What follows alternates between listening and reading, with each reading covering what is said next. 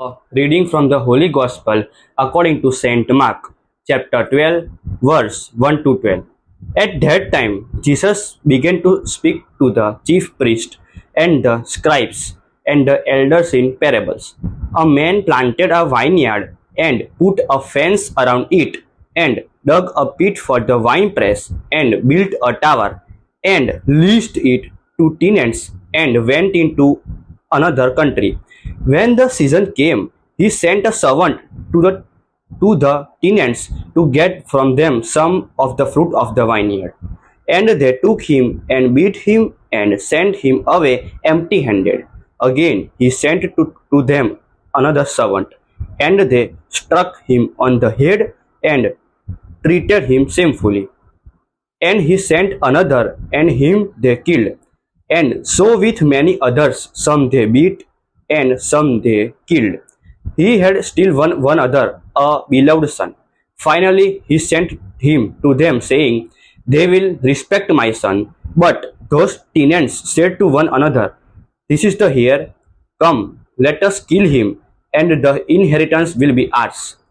And they took him and killed him, and threw him out of the vineyard. What will the owner of the vineyard do? He will come and destroy the tenants and give the vineyard to others. Have you not read this scripture? The stone that the builders rejected has become the cornerstone. This was the Lord's doing, and it is marvelous in our eyes. And they were seeking to arrest him, but feared the people, for they perceived that he had told the parable against them.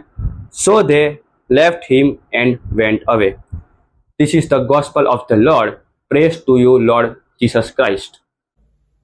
ઈસુની જય વાલા ધર્મજનો, આજના શુભ સંદેશનું શીર્ષક છે ઘાતકી ખેડૂતો. અને આજે ઈસુ દ્રષ્ટાંત દ્વારા આપણને બહુ જ મોટી વાત સમજાવી જાય છે. આજે વાત કરે છે એક માલિકની જે એક સરસ જગ્યા બનાવે છે, ચારે ફરતે વાડ કરે છે, અનેક વૃક્ષો અને બધું રોપે છે, અને ત્યારબાદ એ બધી જ વસ્તુ પેલા ખેડૂતોને આપીને ચાલ્યો જાય છે. અર્થાત માલિક એટલે ઈશ્વર, ખેડૂત એટલે આપણે. પણ આપણે તો હક જતાવા લાગીએ છીએ. કંઈક નાનકડું કાર્ય કરીએ છીએ, કંઈક ઉમદા થોડુંક કાર્ય કરીએ છીએ, પછી આપણામાં એ અહમ આવી જાય છે કે આ તો મારું છે, મેં કર્યું છે. ખેડૂતોને અહમ હોય છે. જ્યારે તે માણસ લણણીનો સમય આવે છે અને જ્યારે માણસો મોકલે છે માલિક, ત્યારે તે લોકો તેને મારી નાખે છે. અર્થાત એ માણસો એટલે પૈગંબરો. જૂના કરારમાં આપણે વાંચીએ છીએ ઘણા પૈગંબરોને ઈશ્વરે મોકલ્યા, પણ ઘણાઓને તુસ્કારવામાં આવ્યા, તો કોકને મારી કાઢવામાં આવ્યા. અને છેવટે માલિક પોતાના એકના એક દીકરાને મોકલે છે, અર્થાત ઈસુ ભગવાન. તેમને મોકલવામાં આવે છે ત્યારે લોકો સમજતા નથી કે ઈશ્વર હજી પણ દયા ઈચ્છે છે, પણ એમને પકડીને મારી નાખવામાં આવે છે. અર્થાત એ કાલવારીની યાત્રા.